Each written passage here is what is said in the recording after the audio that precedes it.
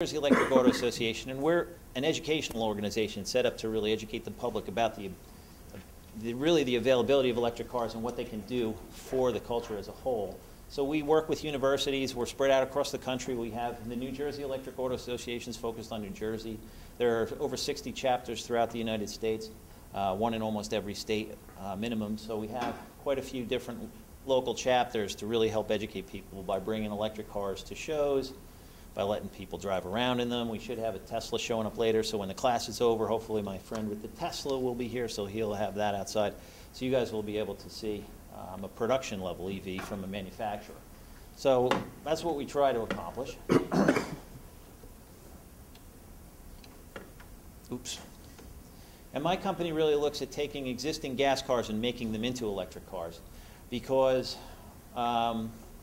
back in 2008, when the gas price was going up through the roof, I had already started working on a conversion for myself based on the impact of Katrina on gas prices, because after Hurricane Katrina, we had another inflated period of gasoline cost increases.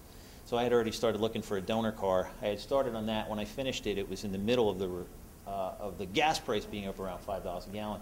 So then I started the transatlantic electric conversions to help other people do it, because a lot of people had called me and said, "Can you do my car?" So I said, "Yeah, we can get you off gas. We can do it."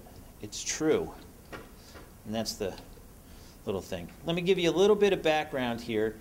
Henry Ford's wife used to drive an electric car, and that's Henry Ford up on the right next to Thomas Edison. And Thomas Edison and Henry Ford were partnering together to develop an electric car battery that would be good. Henry Ford was looking to make some electric cars to help the pollution in the cities, because back then they had a bigger problem with the gas engines weren't as efficient, so they were puffing a lot of smoke into the air, and you had a lot of people that were complaining about it. So back during that period of time, before the Model T was invented by Henry Ford, you actually had more electric cars on the road than gas cars. So the problem that happened was Thomas Edison's factory burned down, and the plans never came about before he died. So, and then the one thing that really killed the electric car back in the early days, turn of the century, was the invention of an electric starter motor for a gas car.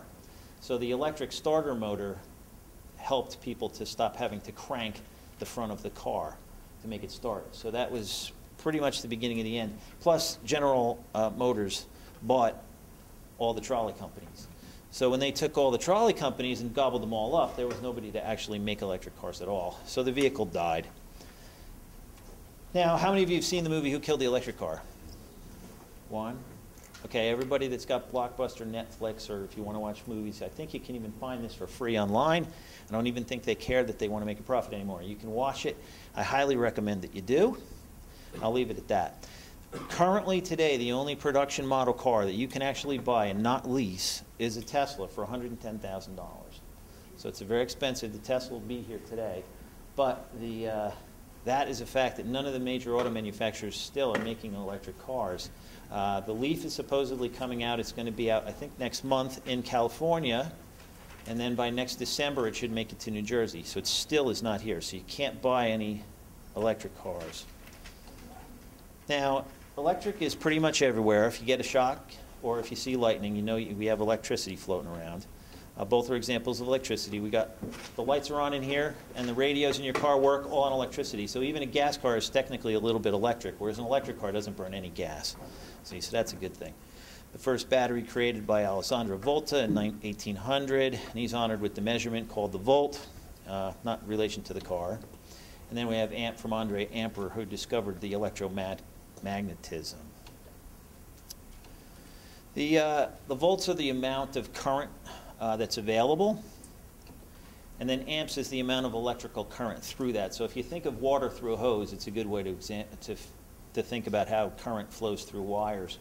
If you have a very thin straw, you can only fit a certain amount of water through it. That would be an example of a little current going through, whereas if you have a very large pipe, you're flowing a lot of water through it. That's an example of a lot of amps going through with a lot of volts. And total power is watts. Watts is the measure of total power, and that's volts times amps equals watts. So you get that. So if you have a solar panel that's delivering 12 volts, a 12-volt solar panel is delivering 100 watts. It's basically delivering 8.3 amps. Now, on to the main topic of discussion. These are numbers from 2009, but they pretty much stay the same. 63% of our oil is from foreign sources. It's not from the United States. We actually peaked in our production of oil production in the United States in 1970. So since 1970, our domestic production of oil has gone down, whereas the amount of oil we've consumed has gone up. So that number there is increasing. So every single month we send over about $25 billion overseas to someplace else. That number is your trade deficit. Whenever you hear on the radio the trade deficit, it's really the oil deficit. It's not really much else. We do import products and stuff from other countries, but it pales in comparison to what this number is. Overall, that's about $700 billion a year that leaves to go to other places. So that's just a great big sucking sound that we burn. It's money that we burn, literally. And that's the number of zeros on a $700 billion number. I always like that. Nice. Look at all those zeros. And it's basically a wealth transfer, if you've ever heard of what a wealth transfer is. That's pretty much it. You have wealth in one country, and it's going to different places because we buy oil. So I'm going to prove to you tonight, and I truly believe that our oil price, the oil price increases that we suffer sometimes are direct causes of recessions. And 4 of the last 5 recessions we've had were caused by spikes in the oil price. These are the last 5 recessions that we had in the United States. From 1973 to 1975, we had a decline of GDP of about 3.2%. GDP is gross domestic product. Okay, that's the gross amount of product that we produce in the States. So that was back when there was an OPEC oil price. They started to control, they organized, and they boycotted sending oil to the States. That's our first recession we're going to look at. Then we looked at early 1980s. We had a decline of 2.7%. Early 1990s, about 1.4. Early 2000s, only 0.3. That was 9/11. That's out of 4 out of 5. 9/11, we had a slight recession. It was because of that event, not because of the price of oil. How many of you think we're in a current recession? Technically, we're not. We're not in a current recession. We actually got out of the recession about last year.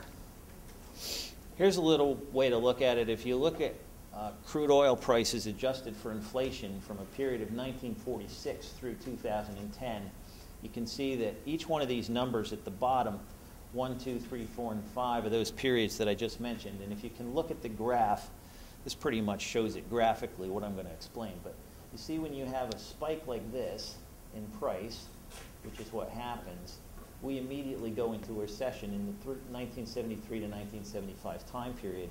Okay, the same thing happened here. We had a big spike, we go into a recession.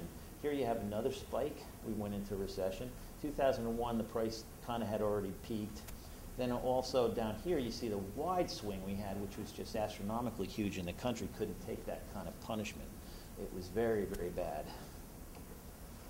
Now, I put this in here just the other day because it happened last week. The impact of what the Federal Reserve is doing right now is very, very interesting. The Federal Reserve used to have their goal was to really fight inflation. The Federal Reserve under Volcker and one of the other, and Greenspan, was to try and cap the amount of inflation that happens. So they would use the interest rate to raise the interest rate to try to control inflation. What's happening now is they've had the interest rate at 0 for about 2 years. When it's effectively at 0, the economy is still not progressing, and I don't see it progressing much at all. So they're going to invest $600 billion by buying treasuries. But what that means really is that they're taking and devaluing the U.S. currency by $600 billion. It's printing money. So what they're doing is they're just taking and buying money that we don't have. They're basically buying assets we don't have with paper because we're spending money. So we're really just printing extra cash. So we're printing about 600 billion. It's going to be closer to 800 billion by the time we're done. This David Einhorn's quote was good, I thought, because he said, the Federal Reserve's plan to buy an additional 600 billion of treasuries through June won't stimulate the economy, and it helps explain the rally in gold to record levels. So I heard a guy on the radio today who still thinks gold can double again. So it's already at 1,400 an ounce. Well, you're looking at the devaluation of our own currency. The fact that oil's traded in our currency, when you devalue it, it automatically pushes up the price of oil. Okay, this was just yesterday. Price of oil was at $86.37. We're only about, what, $13 away from $100 a barrel again? Okay, the peak was at 140 bucks a barrel. All right. Okay, now let's focus on the last recession, the 2007-2008 period. It started in December 2007. I want to look at what this chart is really a relationship to the amount of imported oil we have compared to the percent of GDP that we have. So when you have the total domestic product, what percentage of that domestic product was spent on oil? You can see we actually spent more of our GDP on oil back in the 70s, and then it's gone down. That's because the economy has grown a lot farther since then. But you can see that the huge spike that happened right before, in 2005 to 2007, there's a big spike in terms of what we spent per our GDP.